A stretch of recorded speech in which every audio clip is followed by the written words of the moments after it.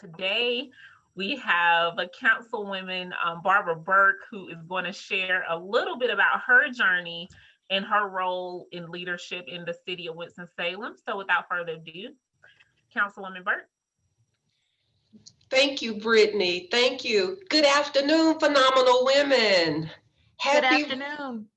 happy Women's History Month. Before I begin today, I want to thank Brittany again for inviting me to speak. And I also want to thank Habitat. They do so much in our city, and I just want to say thank you every opportunity that I can. I'm honored to talk with you this afternoon about my journey into a career of civil engagement. But to be fair, I can't even share my journey without starting by telling you about some of the amazing women who helped to shape who I am today. Growing up, my world was filled with strong, vocal, brilliant, active women. From my mother, Ann Haynes, who, among other accomplishments, was the first Black female supervisor at R.J. Reynolds Tobacco Company, to my sister, Brenda Red, who was a celebrated leader of research and development at Reynolds America, winning several awards for her contributions to the company, to my grandmother, Eva Martin, who I always observed doing kind deeds for others, and also to the First Lady of my church, Mrs. Susie Drayton, who founded the annual Race Progress Promoters Day program, which highlights and honors African Americans who have made significant contributions in Winston-Salem in the areas of medicine, education, public service, politics, law, entrepreneurship, and sports. My entire life, I was always surrounded by strong women. One of the principles that has guided me throughout the years and shaped much of who I am today came from my mother. It's a principle that can probably best be described by the quote, "We rise by lifting others." This is not only the wisdom my mother gave to me, it is also the charge she gave me, the charge to lift and to serve others. I knew early on in life that I had a love for people. I loved engaging with people. And more importantly, I loved helping people. That was and still is my passion. So my career, which spans over 30 years in public service, was super intentional, whether as an educator, vice chair of the Winston-Salem Forsyth County Board of Education, or city council member. My goal is always to lift and to serve others. And that thinking came directly from my mother and the other amazing women in my life. I need for you to know that our voices and perspectives are critical to uplifting communities and solving complex problems. I believe it's critical to have women's voices in civil engagement, addressing issues of public concern, protecting public values, and making equitable and moral changes in our communities. For example, in 1978, it was a woman's voice, Dr. Patricia Bath, who created a concept that increased the amount of eye care available to low-income and underserved communities.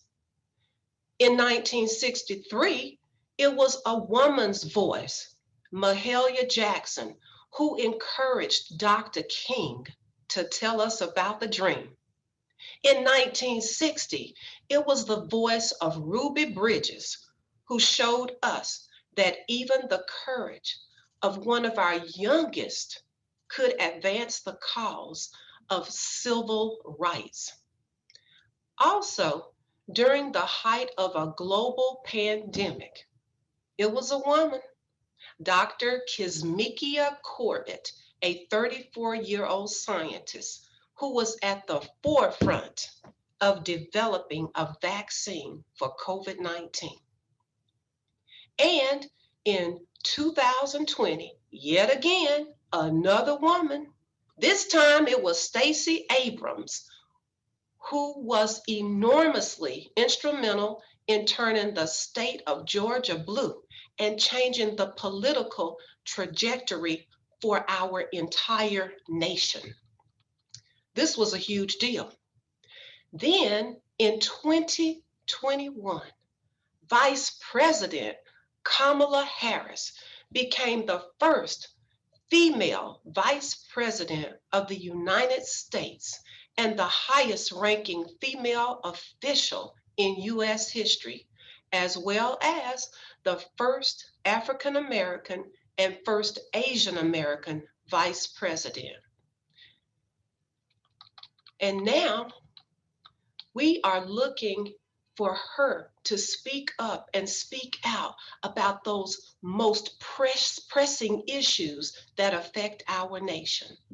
So you see, why I believe it is critically important to have women's voices in civil engagement. I believe we must also prepare women by making sure we're included in rigorous and advantageous academic and professional organizations like STEM and leadership roles in community organizations.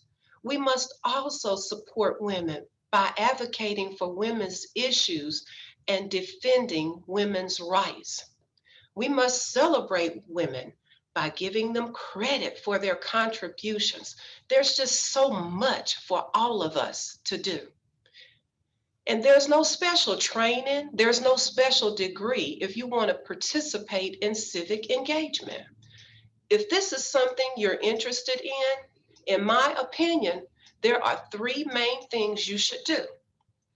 The first thing you should do is identify your strengths.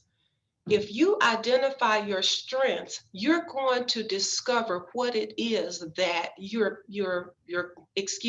first thing you should do is identify your passion. That's the first thing. I apologize. I believe if you identify your passion, you will be working in an area that means the most to you. You will be doing something that you love. And I also believe if you're doing what you love, you're going to get a whole level of fulfillment and enjoyment out of what you're doing. Second, I believe you should identify your strengths. You should identify the thing or the things that you're good at, the things that just come natural for you. This is important as well because if something comes natural for you, it won't feel forced. You will be tapping into your God-given talents. If you combine your passion with your strengths, you will be equipped. And I think then you will be walking in your purpose, your God-given purpose for your life. So as I close today with my message to you, I just want to leave you with two things to remember. Number one, we rise by lifting others, and we empower women by empowering women. So thank you for your time and attention to let me share my journey with you into civic engagement. Thank you. Thank you so much for that very simple but profound path, Councilwoman Burke. A lot of times people, and you mentioned it, but people think you have to have a secret sauce or a secret to kind of get successful or become successful in a particular field or realm of leadership, but it's not. And so I just really honor you being candid and saying no, you just got to get started and identifying your passions and where you fit in making solutions for the world. With that, does anyone else have any questions or comments about today? I just Well, wanted to commend Habitat for taking on this platform of really talking about women building, especially this sector of engagement in civil, or this segment of engaging in civil discourse. And I think it really is important, as Councilwoman Burke was stating, women's voices in civil engagement. We have to have women at the table. It's not just enough to have us represented at the table. We have to be included in the outcome.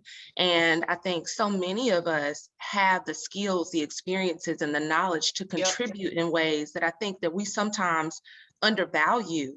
But we need to show up in these places, and we need to show up with our, just as you put it, just a simple message. We come with simple messages. Yes. And those simple messages, our simple day-to-day mundane lifestyles, really need to be incorporated in the policies that we pass so that they reflect our needs on a day-to-day ground level way. Absolutely. Thank you so much for that comment.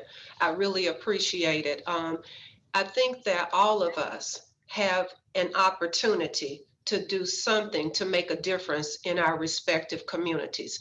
And again, it doesn't take any special qualifications, any special degree, just whatever it is that in your heart you are passionate about. Just combine that with your talents, your God-given talents, and you can make an impact on your community and change the outcomes of our community and of our world. Well, ladies, thank you all so much for joining us. This is actually the conclusion to our week of events for Women Build. And it's been a long week, but it's been so rich with information. Soon we will have all of these recordings from this week on our YouTube channel, which I will definitely send you all the links to via email. But again, thank you so much, and look forward to Habitat doing more women empowerment sessions like these, because even though we get it today, we may fall off and not really remember, depending on whatever situations we're dealing with, because as women, we carry so much, right? Yeah. But I do want to honor again Councilwoman Burke on this afternoon, and you all for participating, and I hope you have a good rest of the day. Thank you so much, Brittany, and I pray that each of you will have a great remainder of the day. Be blessed. Goodbye.